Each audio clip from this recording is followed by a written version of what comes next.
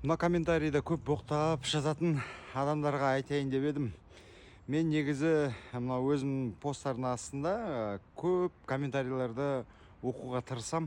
Оның ішінде көп жаман сөздер айтылады да. Маған өзіме жекеме өтіп, бірақ мен олардың деңгейіне дейін түспеймін. Жауап бермеймін ондай адамдарға. Өйткені олар өздерінің жеткен деңгейі сол деп ойлаймын. Сол үшін де мен оларға не айтайын?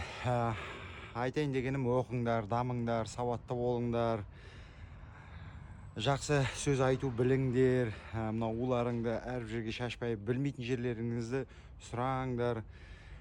Ода тұрған ештеңе жоқ, білмеймін, мына жерде түсіндіріп жүрсең қалай болады десең де айтамыз. Түсінбеген жеріңді шай бермеш деп, енді мен шай бермеш деп кішкене жеңіл түрінде айттым. Сол үшін де қазақ елі дамиық, ғылыми жағынан болсын, сөйлеу жағынан болсын, тілімізді байытайық. Ондай деңгейге дейін түспейік, бір-бірімізді айыптап, боқтап деген секілді ондай нәрсеге жетпейік.